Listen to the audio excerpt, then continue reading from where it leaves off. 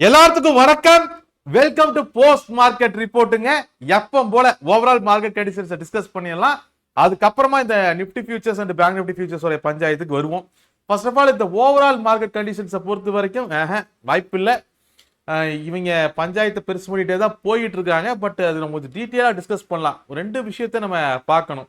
Overall global மார்க்கெட்ஸை பொறுத்த வரைக்கும் இன்னத்த மார்க்கெட்டை பொறுத்த வரைக்குமே க்ரூடு தான் ஹீரோ. அதுல எந்த விதமான இன்னத்த மார்க்கெட் இல்ல. கடந்த ஈரான் வார் தொடங்கினதிலிருந்தே வில்லன் வந்து ட்ரம்பா இருக்கலாம், இல்ல ஈரானா இருக்கலாம். பட் ஹீரோ வந்து க்ரூட் ஆயில் தான். அதோட விலை தான், அதோட டிமாண்ட் தான் அதிகரிச்சுக்கிட்டே இருக்கிறத பார்க்க முடியுது. ஸோ க்ரூடை பொறுத்த வரைக்கும் இப்போ என்ன ஸ்டேட்டஸ் அப்படிங்கிறத பேசுவோம். அதை சுற்றி தான் இன்னைக்கு குளோபல் மார்க்கெட்ஸ் வந்து பெரிய அளவில் பின்னப்பட்டிருக்கு. ஒன்று, யுஏஇ வந்து ஓபேக்ல இருந்து வெளியே வர்றேன் அப்படிங்கிறாங்க. ஃபர்ஸ்ட் பிரச்சனை.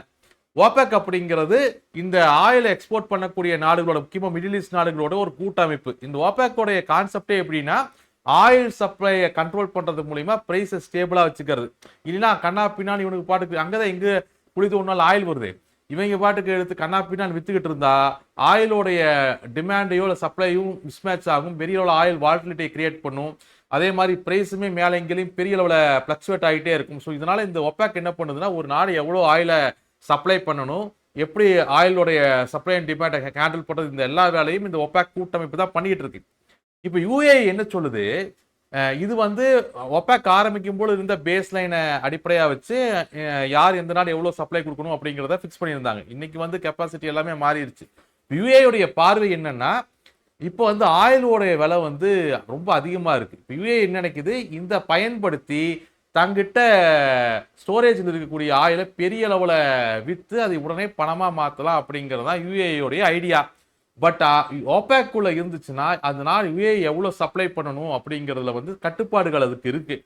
ஸோ இப்போ யுஏஇ இந்த ஓபேக்ல இருந்து வெளியே வந்து தன்னோட ஸ்டோரேஜ் இருக்கிற ஒட்டுமொத்த ஆயில்களையும் கரண்ட் மார்க்கெட் பிரைஸ்ல சேல் பண்ணி இந்த பிரைஸ் ஹையா இருக்கக்கூடிய சூழ்நிலையை பணமா மாத்திரலாம் அப்படிங்கிறத அவங்க பிளான் பண்றாங்க. ஏன்னா யுஏஇ பொறுத்த வரைக்குமே இந்த குளோபல் டென்ஷன், இந்த ஈரான் வார் இஷ்யூ இருக்கிற வரைக்கும் தான் பெரிய அளவுல விலை ஹையாவே இருக்கும். இல்லைன்னா அந்த விலை குறைய ஆரம்பிச்சிடும் அப்படிங்கிற ஐடியால இந்த முடிவை அவங்க எடுக்கிறாங்க.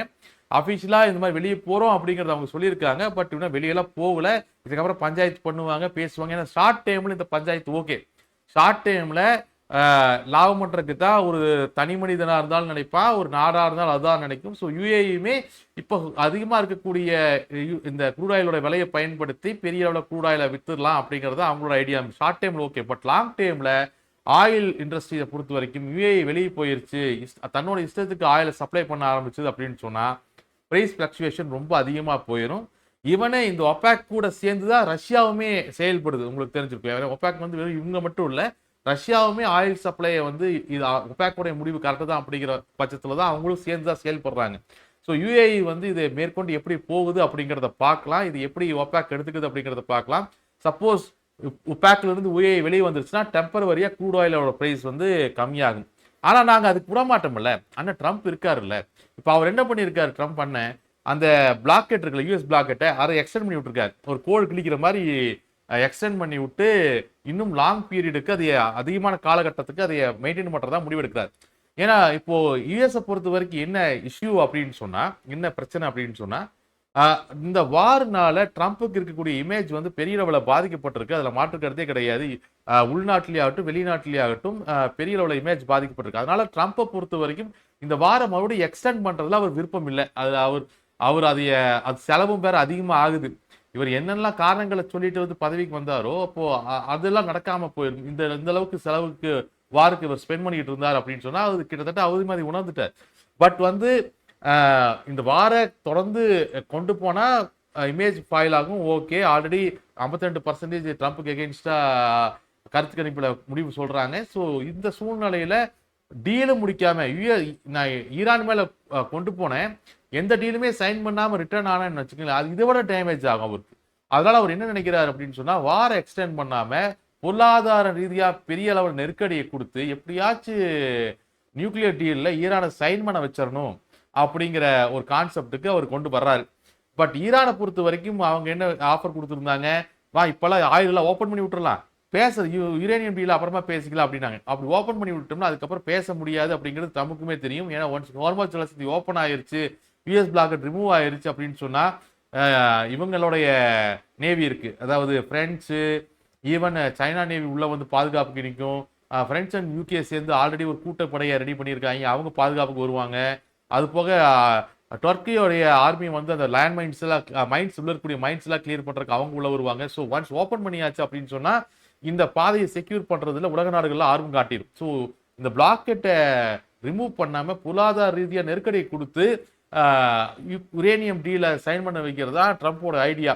பட் இது எத்தனை நாள் ஈரான் தாக்கு பிடிக்கிறதுங்கிறதே கேள்விதான். ஏன்னா பொருளாதார ரீதியா இந்த ஆயிலை நம்பித்தான் ஈரான் இருக்கு. ரொம்ப நாள் யூஎஸ் பிளாக்கெட்டை மெயின்டைன் பண்ணாங்கன்னா ஈரானுக்கு ஒட்டுமொத்தமா வருமானம் இருக்காது, ஆல்ரெடி போரால பாதிக்கப்பட்டிருக்கு. ஸோ உள்நாட்டிலேயே மிகப்பெரிய அளவில் அவங்களுக்கு சிரமம் பிரச்சனைகள் ஏற்படும் அப்படின்னு ட்ரம்ப் நினைக்கிறாரு. எத்தனை நாள் இது நடக்கும் நீடிக்கும் அப்படிங்கிறது நம்மளுக்கு தெரியாது, அது ஈரானும் யுஎஸ்ஐயும் பொறுத்தது. ஸோ இப்போதைக்கு பொருளாதார ரீதியான நெருக்கடியை கொடுத்தது மூலியமா ஈரானுடைய ஆயில் சப்ளையை கண்ட்ரோல் பண்றது மூலியமா இதை சாதிக்க முடியும் அப்படிங்கிறதா ட்ரம்ப்புடைய கணக்கு. ஸோ ஆப்வியஸ்லி இதுக்கப்புறம் மிசைல் லான்ச்சு, துப்பாக்கி சண்டை இதுக்கெல்லாம் வாய்ப்பு இல்லை, அதுக்கான வாய்ப்புகள் ரொம்ப கம்மி. அதனால தான் மார்க்கெட் ஓரளவுக்கு ஸ்டேபிளைஸாக இருக்குது. வார் இதோட எக்ஸ்கலேட் ஆகாது. பட் அதே நேரத்தில் இந்த பொருளாதார நெருக்கடியின் மூலமாக க்ரூட் ஆயில் பெரிய அளவில் பாதிக்கப்படும், நம்மளுடைய ஐஎன்ஆர் பெரிய அளவில் பாதிக்கப்படும். இது எத்தனை நாள் நீடிக்கும்னா இதுக்கு எனக்கு தெரிஞ்சு ரொம்ப நாள் கொண்டு போகவும் முடியாது. ஏன்னா இதுக்கு ஈரானுக்குமே இது தீர்வு வந்தாகணும். ஸோ பார்க்கலாம், இது வெயிட் பண்ணி பார்க்கலாம். இப்போதைக்கு இதுதான் வாரோடைய ஸ்டேட்டஸ். ஆக்சுவலாக மீன் வயல் வந்து இந்த பக்கம் இன்னைக்கு நைட்டு ஃபெட்டோடைய அவுட்கம் இருக்கு, ஃபெட்டோடைய ரேட் டிசிஷன் இருக்கு. ரேட் எப்படி இருந்தாலும் அவங்க கம்மி பண்ண போறது இல்லை. ஸோ கிட்டத்தட்ட எல்லா தடவையுமே ட்ரம்ப் ரேட்டு கம்மி பண்ணு, ஆனால் யூஎஸை பொறுத்த வரைக்குமே இன்ஃப்ளேஷன் இன்னும் ஹையாக தான் இருக்கு. அதனால ரேட்டை கம்மியாகிறதுக்கான வாய்ப்புகள் அதிகமாக இல்லை. ரேட் அப்படியே மெயின்டைன் பண்றதுக்கான வாய்ப்புகள் தான் அதிகமா இருக்கு. ரேட் அப்படியே மெயின்டைன் பண்ற பட்சத்துல யூஎஸோட இன்ட்ரெஸ்ட் ரேட் குறையாது. அப்படிங்கிற பட்சத்துல யூஎஸ் டாலர் இன்னுமே ஸ்ட்ராங்கான செயல்பாடுகள் தான் இருக்கும். இன்வெஸ்ட்மெண்ட்ஸ் வந்து கோல்டு வந்து லெஸ் அட்ராக்டிவா இருக்கும். ஸோ ரேட் கம்மியாகாத வரைக்கும், ரேட் இன்ட்ரெஸ்ட் ரேட்டை கம்மி பண்ணாத வரைக்கும் கோல்டுமே ஏறாது. ஸோ நீங்க அதை அண்டர்ஸ்டாண்ட் பண்ணிக்கணும், இந்த டிஃபரன்ஸ் அண்டர்ஸ்டாண்ட் பண்ணிக்கணும். ஏன்னா ஏன் கோல்டை பத்தி நம்ம இன்னைக்கு டிஸ்கஸ் பண்றோம் அப்படின்னு சொன்னோம்னா, ஏன் கோல்டை பத்தி இன்னைக்கு நம்ம பேசுறோம் அப்படின்னு சொன்னோம்னா, இன்னைக்கு ஒரு டேட்டா ஒன்று வெளியே வந்திருக்கு. இந்தியாவில் 2026 ஃபர்ஸ்ட் குவார்டர்ல ஆபரண தங்கத்தை காட்டிலும், இந்தியாவில் முதல் முறையா ஆபரண தங்கத்தை காட்டிலும் இன்வெஸ்ட்மெண்ட் கோல்டோடைய டிமாண்ட் பெரிய அளவில் இன்க்ரீஸ் ஆயிருக்கு. அதாவது நார்மலா ஆபரண தங்கங்கிறது நம்மளுக்கு தெரியும், இந்த ஜுவல்லரி கோல்டு, இந்த கம்மல் தோடு இதெல்லாம் அதில் வச்சுக்கோங்க. இன்வெஸ்ட்மெண்ட் கோல்டு அப்படின்னு சொல்லக்கூடிய இந்த கோல்டு பாரு, காயின், கோல்டு ETF இதெல்லாம் இன்வெஸ்ட்மெண்ட் கோல்டு. எப்பவுமே இன்வெஸ்ட்மெண்ட் கோல்டோடைய டிமாண்ட் காட்டிலும் ஜுவல்லரி கோல்டோடைய டிமாண்ட் தான் இத்தனை வருஷங்களா இந்தியாவில் அதிகமாக இருந்துகிட்டு இருந்தது. முதல் முறையா 2026 ஃபர்ஸ்ட் குவார்டர்ல ஜுவல்லரி கோல்டோடைய சேல்ஸை காட்டிலும் இன்வெஸ்ட்மெண்ட் கோல்டோடைய சேல்ஸ் வந்து, அதாவது இந்த கோல்டு ETF வழியா பார்கள் வழியா இந்த மாதிரி இன்வெஸ்ட்மெண்ட் கோல்டோடைய சேல்ஸ் வந்து பெரிய அளவில் அதிகரிச்சிருக்கு. அப்படின்னா நம்ம ஆளுக்கு பூரா போய் தங்கத்தை வாங்கி வச்சிருக்காங்க. கடந்த 2-3 வருஷமா தங்கம் ஏறுனதை பார்த்துட்டு இதுக்கப்புறம் தங்கம் வாங்கினா தங்கமேல் ஜுவல்லரி மாதிரி ஒரு கடையை வச்சிடலான்னு முடிவு பண்ணி வாங்கிட்டாங்களே என்னன்னு தெரியல. ஆனா பாயிண்ட் ஆஃப் வியூ பொறுத்த வரைக்குமே தங்கம் கன்சால்டேஷன் ஜோன்ல இருக்கு. தங்கம் ஆக்சுவலா அந்த ரேலிக்கு அப்புறம் ப்ராஃபிட் புக்கிங் பீரியட் நடந்திருக்கணும். ஆனா இந்த ஜியோ பொலிட்டிக்கல் டென்ஷனால தான் தங்கத்தோட விலை இன்னுமே தாக்கு பிடிச்சி நின்றுகிட்டு இருக்கு. இந்த ஜியோ பொலிட்டிக்கல் டென்ஷனும் கம்மியாயிருச்சுன்னா, இந்த ஜியோ பொலிட்டிக்கல் டென்ஷன்ஸுமே கம்மியாயிருச்சு அப்படின்னு சொன்னா ஆட்டோமேட்டிக்கா கோல்டு கரெக்ஷன் ஆகிறதுக்கான வாய்ப்புகள் அதிகமா இருக்கு. ஒன்று கோல்டு ஏறணும்னா ஜியோ பொலிட்டிக்கல் டென்ஷன் அப்படியே மெயின்டைன் ஆகி யூஎஸ் டாலர் வீக் ஆகி இன்ஃப்ளேஷன், யூஎஸ் இன்ஃப்ளேஷன் ரெடியூஸ் ஆகி இவங்களும் இன்ட்ரெஸ்ட் ரேட்டை கம்மி பண்ணி இந்த மாதிரி நடந்தா தான் கோல்டோட விலை அதிகமாகும். ஸோ இப்போதைக்கு கோல்டு வந்து ஜியோ பொலிட்டிக்கல் டென்ஷன் இருக்கிற வரைக்கும் பெரிய அளவில் கிராஷ் ஆகாமல் அப்படியே இருக்குமே தவிர, இன்வெஸ்ட்மெண்ட்ஸை தயவு செஞ்சு லாங் டைமுக்கு பண்ணுறீங்கன்னா பண்ணுங்க. இந்த ஷார்ட் டைமுக்கு இப்படி போய் அப்படி எடுத்துக்கலாம் அப்படின்னு இந்த 1 month 2 months டூரேஷனுக்குலாம் தயவு செஞ்சு எதுவும் பண்ணி வச்சிடாதீங்க. அதுவும் கடனை வாங்கி பண்ணி வச்சிடாதீங்க. ஏன்னா டேட்டாவை பார்த்தா பயமாக இருக்குது. நீங்கள் ஜுவல்லரி கோல்டு அப்படிங்கிறது பெரிய அளவில் சரிஞ்சிருக்கு வியாபாரம். இன்வெஸ்ட்மெண்ட் கோல்டு இன்க்ரீஸ் ஆகிருக்கு. அது லாங் டைமுக்கு பண்ணுறீங்கன்னா எந்த பிரச்சனையும் கிடையாது. ஷார்ட் டைம் பிளான் பண்ணி லாஸ்ட் 2-3 வருஷத்தோடைய கோல்டோட ரேலியை மனசில் வச்சுட்டு அடுத்த வருஷம் இதே மாதிரி பாஸ்ட் பர்ஃபார்மன்ஸ் அப்படிங்கிறது ஃபியூச்சர் பர்ஃபார்மன்ஸ்க்கான கேரண்டி கிடையாது அப்படிங்கிறத முடிவு பண்ணிக்கோங்க. நம்மளே போன வருஷம் இருந்த மாதிரி இந்த வருஷம் இருக்க மாட்டோம், மாறிக்கிட்டே தான் இருப்போம். இப்போ அங்கே தங்கம் மட்டும் போன வருஷம் ஏறிச்சுன்னா இந்த வருஷம் ஏறணும்னு இருக்கு. அந்த அந்த அந்த கான்செப்ட் உள்ள லாக் ஆயிடாதீங்க, அதை மட்டும் யோசிச்சு வச்சுக்கோங்க. இது போக நாளைக்கு அதானியோட போர்ட்டு, அதானி எனர்ஜின்னு நிறைய ரிசல்ட்ஸ் வருது, அதானியோட ரிசல்ட்ஸ் எல்லாம் வருது, அதெல்லாம் நாளைக்கு முக்கியமான பார்வையில் இருக்கும். இது போக யுஎஸ் பொறுத்த வரைக்கும் ட்ரம்ப்போட அடுத்த கட்ட முடிவு அப்படிங்கிறது குளோபலா அவருக்கு எவ்வளவு ப்ரெஷர் வருது அப்படிங்கிறது தான். சரி, எது எது நடந்தாலும் சரி, யுஏஇ ஒப்பாக்க விட்டு வெளியே போனாலும் சரி, ட்ரம்ப்பே மனசிறங்கி பிளாக்கெட்டால் ரிமூவ் பண்ணி கப்பலை ஒட்டிக்கன்னு சொன்னாலும் சரி, ஈரான் நான் யுரேனியத்தை என்ரிச் பண்ணலன்னு அவங்கள சைன் பண்ணி சமாதானம் ஆயிட்டாலும் சரி, ஐஎன்ஆர் கிராஷ் ஆயிட்டாலும் சரி, எப்போ போல மார்க்கெட்டை அதோடைய வேல்யூவில் மூவ் பண்ணிக்கோங்க, டிசிப்ளினாக மூவ் பண்ணிக்கோங்க, ஹெட்ஜஸ் எடுத்து மூவ் பண்ணிக்கோங்க. நம்ம வேல்யூஸை டிஸ்கஸ் பண்ணிடலாம். அது ஃபர்ஸ்ட் டே ஆஃப் எக்ஸ்பிரி வேற யாரும் ஃபோன் அடிச்சுக்கிட்டே இருக்காங்க, என்னங்கிறத பார்த்துருவோம் முடிச்சுட்டு. சரி, ஃபர்ஸ்ட் டே ஆஃப் எக்ஸ்பிரி இன்னத்த மார்க்கெட்டை பொறுத்த வரைக்குமே மே சீரியஸ் ஓரளவுக்கு நல்லா தான் தொடங்கி இருக்கு. காலையில் ஓப்பன் ஆகும் பொழுது பிரைமரி ரெசிஸ்டன்ஸ் அப்படின்னு சொல்லக்கூடிய அந்த 24,132க்கு மேலே தான் ஓப்பன் ஆச்சு. அப்புறம் அடுத்தடுத்த இன்ட்ராடே ரெசிஸ்டன்ஸு, அப்புறம் அந்த ஹடல் 24,282 ஹடல் ஒரு மணி நேரம் சண்டை போட்டுச்சு. சாரி, அந்த மந்த்லி ரெசிஸ்டன்ஸ் அதில் சண்டை போட்டுச்சு. ஆல்மோஸ்ட் மார்க்கெட்டோட மூவ் எல்லாம் ஓகே தான், அதுலலாம் குழப்பம் கிடையாது. பட் இந்த வேல்யூஸ் எல்லாமே நம்ம டிஸ்கஸ் பண்ண இந்த 24,282, 24,332 இந்த வேல்யூஸ் எல்லாமே ஏப்ரல் மந்தோடைய வேல்யூஸ். அதாவது ஏப்ரல் மந்தோட ஃபியூச்சர்ஸ் வந்து நம்ம கால்குலேட் பண்ண வேல்யூஸ். மே மந்த்தை பொறுத்த வரைக்கும் நம்ம இன்னைக்கு சாயங்காலம் கால்குலேட் பண்ணி அதை நான் ஷேர் பண்ணிடுறேன். பட் இப்போதைக்கு இனிஷியல் வேல்யூஸ் எல்லாம் நம்ம டிஸ்கஸ் பண்ணிடலாம். ஓகே, இந்த வேல்யூஸ் வந்து இதுக்கப்புறம் பயனுள்ளதா இருக்காது. மே மந்தோட வேல்யூஸ் நம்ம சாயங்காலம் பார்த்தோம்னா முக்கியமான வேல்யூஸ் இப்போ பேசிடலாம் நம்ம. அதே மாதிரி இப்போ மார்க்கெட்டோட க்ளோஸ் 24,232 இந்த க்ளோஸை பொறுத்த வரைக்கும் இது ஒரு ஃபிளாட் டு பாசிட்டிவ் க்ளோஸ் தான், அதுல தான் எந்த ஒரு குழப்பம் கிடையாது. இந்த க்ளோஸை பொறுத்த வரைக்குமே நாளத்த மார்க்கெட்டினுடைய ரெசிஸ்டன்ஸ் அண்ட் சப்போர்ட் நம்ம பேசுவோம். நாளத்த மார்க்கெட்டை பொறுத்த வரைக்குமே 24,232 பிரைமரி ரெசிஸ்டன்ஸா இருக்கும். 24,232 பிரைமரி ரெசிஸ்டன்ஸா இருக்கும். அதே மாதிரி 24,262 ஹடுலா இருக்கு. மந்த்லி ரெசிஸ்டன்ஸ் வந்து 24,482லயும் 24,538லயும் இருக்கு. அடுத்த ஹடில் 24,778 இருக்கு. பிரைமரி சப்போர்ட்டை பொறுத்த வரைக்கும் 24,162 பிரைமரி சப்போர்ட். அதுக்கு கீழே மந்த்லி சப்போர்ட்ஸ்ன்னு பார்த்தோம்னா 24,032ம் 23,722 மந்த்லி சப்போர்ட்ஸ். அதுக்கு கீழே ஹடில் 23,528. இன்ட்ராடே ரெசிஸ்டன்ஸை பொறுத்த வரைக்கும் 24,328, 362 அண்ட் 24,432 இன்ட்ராடே ரெசிஸ்டன்ஸ். இன்ட்ராடே சப்போர்ட்டை பொறுத்த வரைக்குமே 24,132, 24,062 அண்ட் 23,658 நம்மளுடைய இன்ட்ராடே சப்போர்ட்ஸா செயல்படும். இது காலத்த வேல்யூஸ். அண்டு மே சீரீஸை பொறுத்த வரைக்குமே 25,538 ஒரு இம்பார்ட்டன்டான மந்த்லி ரெசிஸ்டன்ஸா இருக்கும். அதே மாதிரி 262 அண்ட் 24,032 ஆல்சோ ஒரு இம்பார்ட்டன்டான ஒரு மந்த்லி சப்போர்ட்ஸா இருக்கும். டீட்டெயிலாக நம்ம இந்த மந்தோடைய ரெசிஸ்டன்ஸ் சப்போர்ட்டை டிஸ்கஸ் பண்ணும்பொழுது நம்ம பண்ணிக்கலாம். சரி, அதே மாதிரி ஓப்பர் இன்ட்ரெஸ்ட்டை பொறுத்த வரைக்குமே ரெண்டு பேருமே டிஃபென்ஸை கைவிடலை, அதில் ரொம்ப தெளிவாக தான் இருக்காங்க. அட்டாக் பொசிஷன்ஸை பொறுத்த வரைக்கும் பியர்ஸ் அந்த அளவுக்கு பில்ட் பண்ண மாதிரி தெரியல.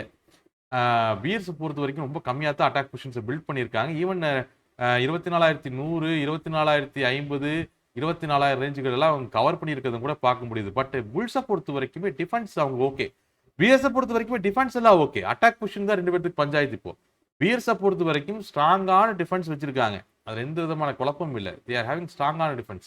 ஃபார் உதாரணத்துக்கு நீங்கள் பியர்ஸோடைய வேல்யூஸை பார்த்தீங்கன்னா அவங்களுடைய ஓவரால் கால்வோய்ஸ்லாம் பார்த்தீங்கன்னா இங்கே 41 lakhs, 50 lakhs, 34 lakhs நம்ம பார்க்க முடியுது. பட் இவங்க சைடில் அந்த அளவுக்கு ஸ்ட்ராங்கானா நம்ம ரொம்ப கீழே தான் போகணும்.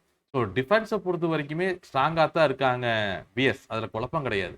புல்ஸை பொறுத்த வரைக்கும் டிஃபென்ஸும் மெயின்டைன் பண்ணுறாங்க, அட்டாக் பொசிஷன்ஸுமே பெரிய அளவு கம்மி பண்ணல. அட்டாக் பொசிஷன்ஸை பியர்ஸ் வந்து கம்மி பண்ணியிருக்காங்க. இவ்வளோதான் இங்கே ஓப்பன் இன்ட்ரெஸ்ட்டை பொறுத்த வரைக்கும் உள்ள விஷயம்.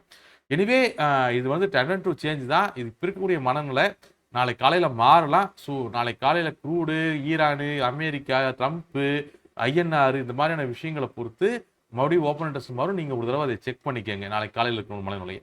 அதே மாதிரி பேங்க் நிஃப்டியை பொறுத்த வரைக்குமே ஃபர்ஸ்ட் டே ஆஃப் எக்ஸ்பிரி ரொம்ப சுவாரஸ்யமாக தான் இருந்துச்சு. ஆக்சுவலாக primary resistance and primary support, இந்த மார்க்கெட்டோட பிரைமரி ரெசிஸ்டன்ஸ் அப்படின்னு நம்ம பார்த்தோம்னா 55,832, ஸ்விங்கோடைய எண்ட் பாயிண்ட் 55,852. இதெல்லாம் ஏப்ரல் மந்தோட ஸ்விங். அதே மாதிரி பிரைமரி சப்போர்ட் வந்து 55,762 சொல்லியிருந்தோம். க்ளோசிங்கில் தான் பிரைமரி சப்போர்ட்டை பிரேக் பண்ணி அது கீழே கொண்டு வந்து க்ளோஸ் பண்ணியிருக்காங்க. மற்றபடி ஃபர்ஸ்ட் ஹாஃபை பொறுத்த வரைக்கும் அந்த சிங்கோட ஸ்டார்டிங் பாயிண்ட், அதாவது ஏப்ரல் சீரிஸ்ல பார்த்தோம்னா 56,212 நேற்று போஸ்ட் மார்க்கெட் ரிப்போர்ட்ஸ், அந்த சிங்கை பிரேக் பண்ணி அதுக்கு மேலே மெயின்டைன் பண்ணுறதுக்கு தான் மார்னிங் முயற்சி பண்ணாங்க. பட் சிங்கை கிட்டத்தட்ட அது 2 மணி நேரம் ஃபைட். அது ஆக்சுவலாக எனக்கு தெரிஞ்சு 10 மணிலிருந்து ஆல்மோஸ்ட் அந்த 11-12 வரைக்குமே அந்த 56,212ங்கிற அந்த சிங்கோட வேல்யூக்கு ஏகப்பட்ட பஞ்சாயத்து பண்ணிட்டு இருந்தாங்க. கீழே வரும்போது ஈஸியாக பிரேக் ஆயிருச்சு. பட் மேலே போகும்போது அவ்வளோ பஞ்சாயத்து. மறுபடியும் மார்க்கெட் அந்த சிங்கோட ஸ்டார்டிங் பாயிண்ட்டுக்கு மேலே புஷ் பண்ண மெயின்டைன் பண்ண முடியாமல் புல்ஸ் வந்து மார்க்கெட்ஸை ஃபாலோ ஆனதை நம்ம பார்த்தோம். பேங்க் நிஃப்டியோட க்ளோஸை பொறுத்த வரைக்கும் ஒரு ஃபிளாட் டு நெகட்டிவ் க்ளோஸ் 55,560. இந்த க்ளோஸை பொறுத்து நெகட்டிவ் க்ளோஸ். இதை பொறுத்த வரைக்கும் பேங்க் நிஃப்டியோடைய பிரைமரி சப்போர்ட் 55,632. ரெசிஸ்டன்ஸ் வந்து பிரைமரி ரெசிஸ்டன்ஸ் வந்து 55,632. அதே மாதிரி பிரைமரி சப்போர்ட் 55,558. பிரைமரி ரெசிஸ்டன்ஸுக்கு மேலே அடுத்தடுத்த மந்த்லி ரெசிஸ்டன்ஸ் இதெல்லாம் வந்து மே சீரிஸோடது. இதுக்கு முன்னாடி நம்ம பேசிட்டு இருந்த ஆப்பிள் சீரிஸோட வேல்யூஸ்லாம் எக்ஸ்பிரி ஆகி போச்சு. ஓகே, அது ஆட்டத்தில் இனிமேல் மே சீரிஸை பொறுத்த வரைக்கும் 55,778, 56,318, 56,888 இதெல்லாம் மந்த்லி ரெசிஸ்டன்ஸ்.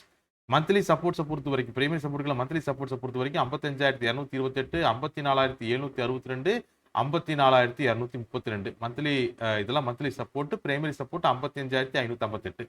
சரி, ஓஐ பொறுத்த வரைக்கும் பேங்க் நிஃப்டியில் எப்படி இருக்குன்னு பார்த்தோம்னா, பேங்க் நிஃப்டி பொறுத்த வரைக்குமே பியர்ஸ் வந்து ஒரு ஸ்ட்ராங்கான டிஃபென்ஸை மெயின்டைன் பண்ணுறாங்க. அதே மாதிரி அட்டாக் பொசிஷன்ஸுமே ஓரளவுக்கு கம்மி பண்ணாமல் தான் வச்சுருக்காங்க. ஆனால் புல்ஸை பொறுத்த வரைக்கும் ரெண்டுமே வீக்காக இருக்குது. ரெண்டுமே அவங்க கம்மி பண்ணல, பட் கொஞ்சம் வீக்காக இருக்குது. பியர்ஸ் கார்டில் கொஞ்சம் வீக்காக இருக்குது அப்படிங்கிறத நம்ம பார்க்க முடியுது. Anyway first day of expiry நிறைய இனிஷியல் பொசிஷனிங் நடந்திருக்கும். மேற்கொண்டு நம்ம மந்த்லி லெவல்ஸை டிஸ்கஸ் பண்ணிடலாம் அடுத்த வீடியோவில். அதுக்கப்புறம் நம்ம ஸ்டெப் பை ஸ்டெப்பாக எப்பவும் போல் எல்லா எக்ஸ்பிரி போல் இந்த எக்ஸ்பிரியில் மூவ் பண்ணலாம். பட்டு வேல்யூஸு, நியூஸு, மேக்ரோ எக்கனாமிக்ஸு இதெல்லாம் நம்ம டிஸ்கஸ் பண்ணிடலாம். அது பிரச்சனை இல்லை. அது நான் டிஸ்கஸ் பண்ணாட்டியும் இன்னைக்கு அதுக்கு 1008 சோர்ஸ் இருக்குது. பட் டிசிப்ளின் உங்களுக்கு மட்டும்தான் முடியும், உங்களால் மட்டும்தான் முடியும். நீங்கள் இன்னைக்கு நாளைக்கு போஸ்ட் மார்க்கெட் ரிப்போர்ட் கொடுக்கலனாலும் நீங்கள் இன்னொரு பக்கம் பார்ப்பீங்க, இன்னொரு நிறைய டேட்டாஸ் எடுக்க முடியும், எல்லாம் பண்ணிக்க முடியும். ஆனால் ஜெயிக்கிறது அப்படிங்கிறது யாரை ஃபாலோ பண்ணுறோங்கிறது இல்லை, எதை ஃபாலோ பண்ணுறது அப்படிங்கிறது. நீங்கள் எதை ஃபாலோ பண்ணணும்னா டிசிப்ளினை ஃபாலோ பண்ணணும், ஹெட்ஜஸ் எடுத்து மார்க்கெட்டை மூவ் பண்ணணும். அதை மட்டும் ஞாபகம் வச்சு மூவ் பண்ணிக்கோங்க. மறுபடியும் நாளത്തെ போஸ்ட் மார்க்கெட் ரிப்போர்ட்டில் மீட் பண்ணுவோம். Thank you very much. தேங்க்யூ.